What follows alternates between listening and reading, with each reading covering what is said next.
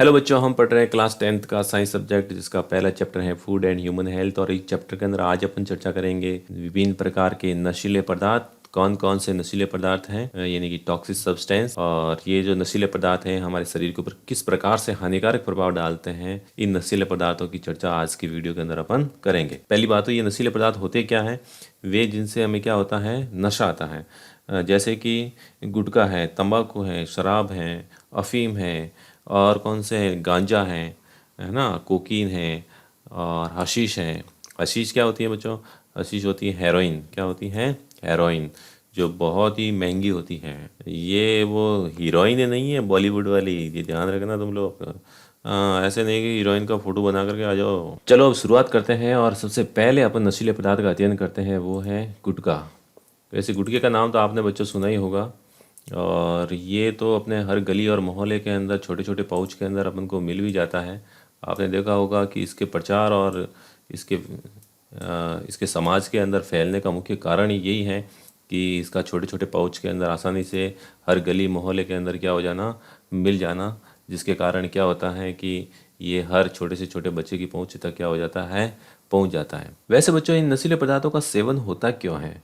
ये जो नशीले पदार्थ जितने भी हैं उन सभी का सेवन सामान्य किशोर अवस्था के अंदर किया जाता है। और किशोर अवस्था एक, कुछ मनोवैज्ञानिकों का ऐसा मानना है कि जो किशोर अवस्था है वो एक तूफानी अवस्था है।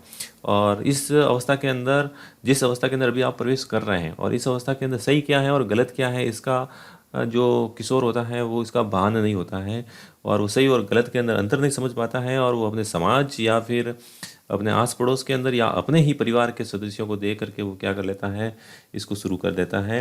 जिसको प्रारंभ में तो वो एक आनंद के लिए और इसका एक रुतबा बनाने के लिए वो शुरुआत कर लेते हैं, लेकिन धीरे धीरे क्या होता है कि उनका सेवन बहुत अधिक मात्रा में करना शुरू कर देते हैं।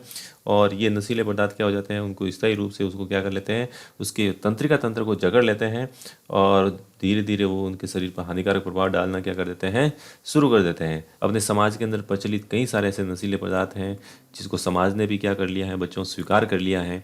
जैसे अपने समाज के अंदर विशेष तौर से अभी प्रचलित होने वाले जैसे अफीम वगैरह है, तो इसकी तो मनुवार की जाती है, और मनुवार नहीं करने की स्थिति के अंदर लोग जो हैं वो नाराज भी हो जाते हैं। आपने देखा होगा कि चाय चाय भी एक प्रकार का एक नशीला पदार्थ ही है। वो भी क्या है, इसको भी समाज ने पूर्ण रूप से स्वीकार कर लिया है। किसी के घर पर जाए और चाय नहीं पिए तो सामने वाला भी क्या हो जाता है, नाराज हो जाता है कि ये तो लो चाय भी पी के नहीं गया है। चलो तो हम वापस अपने इस गुटखे के ऊपर आते हैं। इसमें होता क्या है, गुटखा जो होता है ये सामान्यतः इसके अंदर कुछ सुपारी के जो टुकड़े होते हैं, कत्था होता है, चूना होता है, इसके अलावा कुछ इसमें खुशबू मिलाई जाती है। ये खुशबू वगैरह ये सब रासायनिक पदार्थ हैं।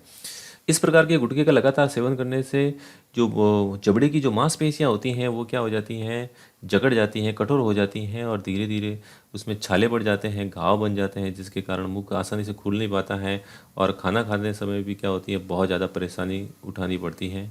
इस प्रकार का जो रोग होता है बच्चों, उस रोग को कहा जाता है सबम्यूकस फाइब्रोसिस रोग। क्या कहा जाता है? सबम्यूकस फाइब्रोसिस रोग। और ये जो रोग है, इसका जो क्वेश्चन है आरबीसी 2019 के अंदर पूछा गया था, गुटखे का लगातार सेवन करने से कौन सा रोग होता है, तो आप क्या लिखोगे? सब म्यूकस फाइब्रोसिस रोग होता है। ठीक है। ये जो सब म्यूकस फाइब्रोसिस रोग है, इसका अगर समय पर इलाज नहीं करवाया जाए तो ये एक, हम कह सकते हैं एक कैंसर की एक प्रारंभिक स्टेज है। और वो आगे जाकर के उस व्यक्ति के अंदर जो इन नशीले पदार्थों का सेवन करता है वो कैंसर जन्य बीमारी का क्या हो जाता है, शिकार हो जाता है। तो बच्चों, अगर स्वस्थ रहना है तो इस तंबाकू गुटखा इनको क्या करना है, हमें हमें दूर रहना है, हमें इसके नज़दीक नहीं जाना है, न तो इसकी मनुवार करनी है और न ही खाना है। ओके प्यारे बच्चों, दूसरे प्रकार का नशीला पदार्थ है तंबाकू। और तंबाकू का सेवन तो समाज में इस कदर फैला हुआ है, विशेष तौर से गाँव के अंदर तो हर गली मोहल्ले और घर के अंदर आपको नशेड़ी मिल जाएंगे। ये लोग आपको तंबाकू को या तो खाते हुए या पीते हुए या चबाते और खाते हुए तो एक ही है, या फिर आपको सूंघते हुए, महिलाएं सूंघने का भी काम करती हैं इसको, और या फिर इसको दंत मंजन करते हुए, दंत मंजन करते हुए देखा है आपको गांव में महिलाएं? अगर आपको ये देखना है सब तो गांव में चले जाइए, गांव की गलियों में नहीं, घरों में। और वहाँ पर आपको ये या तो जली हुई तंबाकू को से दंत मंजन करते हुए भी मिल जाते हैं, पता नहीं उनको शायद नशा आता होगा। या फिर सूंघते हुए भी मिल जाएंगे, चबाते हुए भी मिल जाएंगे। चबाने के रूप में तो आपने देखा होगा मिराज की पुड़िया जो है धड़ल्ले से बिक रही है। मिराज मिराज वो नहीं जो बालाकोट में हमला करने गए थे। हाँ, ये पूड़ियों वाला मिराज। मिराज का नाम लेते ही पाकिस्तान वाले डरने लग जाते हैं। इस पौधे का जो वानस्पतिक नाम है वो है निकोटिएना टोबेकम। और ये जो पौधा है, जो सोलेनेसी कुल का पौधा है, ये वानस्पतिक नाम और इसके कुल वगैरह इसकी जानकारी आप क्लास 11th के अंदर आप ले पाएंगे। तो अभी इसका ऊपर अपन ज़्यादा चर्चा नहीं करेंगे। आप इसका वैज्ञानिक नाम या फिर आप वानस्पतिक नाम है, इसको आपको क्या कर रखना है, याद रखना है।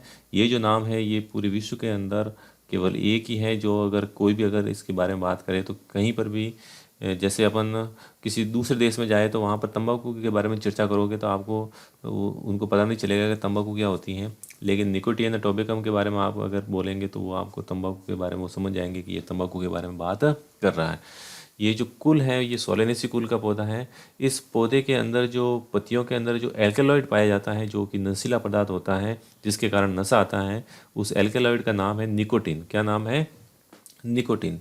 विशेष तौर से ये याद रखना है, इसका जो क्वेश्चन है वो 2000 आरबीएससी 2019 के अंदर आ चुका है कि तंबाकू के पौधे में पाया जाने वाला मुख्य एल्कलॉइड कौन सा है, वो कौन सा है? निकोटीन। अब इस तंबाकू के सेवन से किस प्रकार की कौन कौन सी हानियां देखने को मिलती हैं, इसकी चर्चा हम अभी करेंगे। प्यारे बच्चों, तंबाकू का अगर सेवन पीने के रूप में अगर कोई व्यक्ति करता है तो लगातार इसके सेवन करने से मुख्य रूप से धुआं है वो फेफड़ों के अंदर जाता है, और फेफड़ों के अंदर जाने से विभिन्न प्रकार के कैंसर जन्य मुख है, जीभ है, गले है, फेफड़ा है, इनमें कैंसर की संभावना बहुत कई गुना बढ़ जाती है। इसके अलावा क्या होता है कि बच्चों, ये जो धुएं के अंदर क्या होता है, ये निकोटीन होता है ना।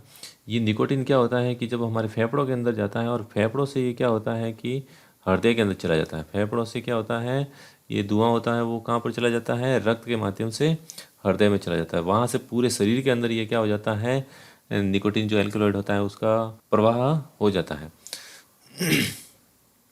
तो ये क्या होता है कि ये जब हमारी हृदय से हमारी धमनियों के अंदर प्रवेश करता है तो ये धमनियों की दीवारों को क्या कर लेता है? मोटा कर लेता है। क्या कर देता है? मोटा कर देता है। जब धमनियों की दीवारें प्यारे बच्चों मोटी हो जाएगी तो यहाँ पर जो ब्लड का सर्कुलेट होगा वो क्या नहीं होगा, प्रॉपर रूप से हो नहीं पाएगा, है ना। अगर ये देखिए आप, ये इसमें देख सकते हैं कि जब ये दीवारें अगर बड़ी हो गई हैं तो इसमें ब्लड का प्रवाह में क्या होगी, बाधा उत्पन्न होगी। और ब्लड का प्रवाह नहीं होगा तो यहाँ पर इसके अंदर जो आरबीसी हैं जो ऑक्सीजन लेके जा रही हैं, उस ऑक्सीजन का प्रवाह हमारे शरीर में आसानी से हो नहीं पाएगा। और जब ऑक्सीजन का प्रवाह नहीं हो पाएगा, क्यों नहीं हो पाएगा? क्योंकि इसने धमनियों की दीवारों को क्या कर दिया है, मोटा कर दिया है। तो यहाँ पर क्या हो जाएगा, जो हृदय की स्पंदन की दर होगी वो कम हो जाएगी।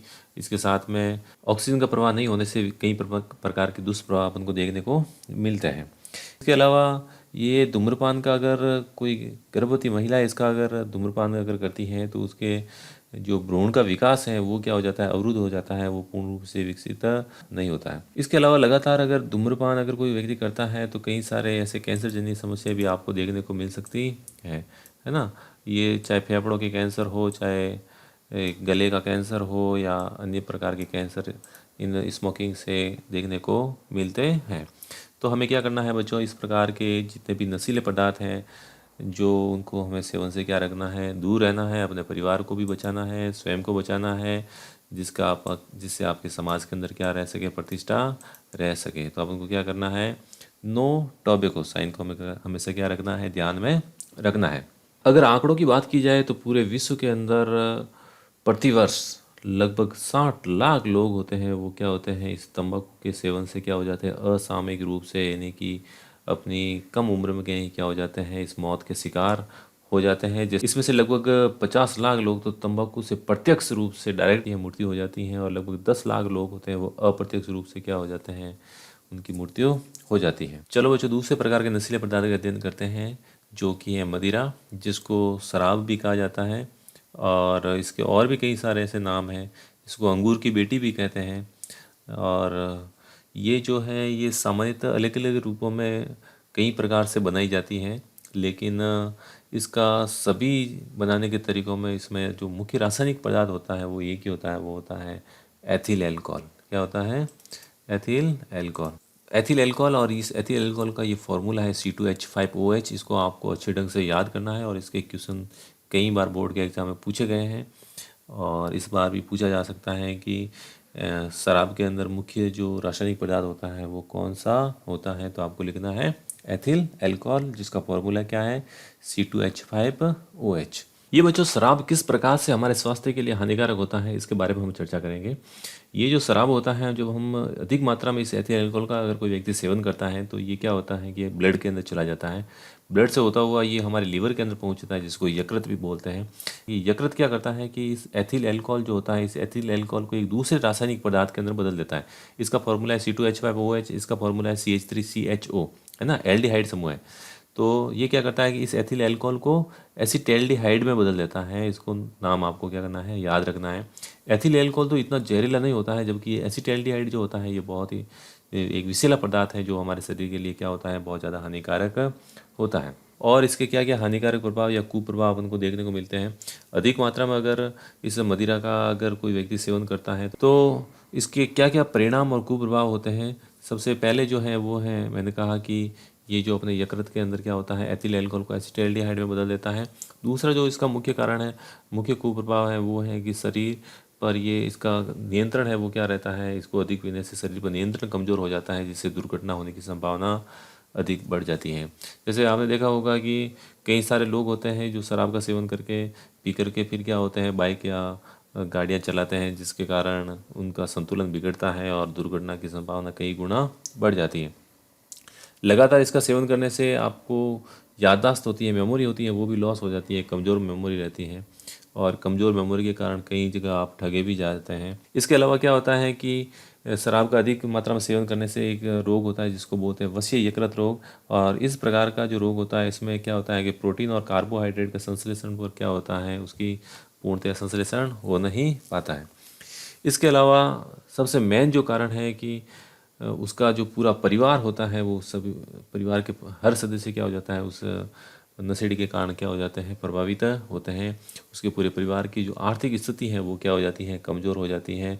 और समाज के अंदर जो प्रतिष्ठा होती है वो क्या हो जाती है, कम ठेस पहुंचती है। चलो बच्चों, हम अगले नशीले पदार्थ की चर्चा करते हैं, जो कि है अफीम। और अफीम का प्रचलन तो बच्चों गाँव में बहुत अधिक मात्रा में देखने को मिलता है। ये लोग सामान्यतः खुशी के अंदर हो, चाहे गम में हो, या फिर थकान दूर करने के लिए इसको बहुत अधिक मात्रा में प्रयोग में लाते हैं। ऐसा लगता है कि गाँव में तो समाज ने इसको पूर्णतया ऐसे स्वीकार भी कर लिया है कि इसको खाने से कोई ऐसी रोक टोक होती नहीं है। और चाहे छोटे बच्चे हैं, चाहे बड़े हैं, बूढ़े हैं, जो भी इसको खाता है उसको कोई मनाही नहीं होती है। बाकी तो आइए जानते हैं ये अफीम हमें प्राप्त कहाँ से होता है। अफीम का एक पौधा होता है जिसका वानस्पतिक नाम है पेपेवर सोमनीफेरम। सोमनीफेरम। इस पेपेवर सोमनीफेरम के जो ये पौधे हैं, उसके जो कच्चा फल निकलता है ना, कच्चा फ्रूट, उस फ्रूट में क्या किया जाता है, चीरा लगाया जाता है। और चीरा लगा करके इसका जो दूध होता है उससे क्या किया जाता है, अफीम तैयार किया जाता है।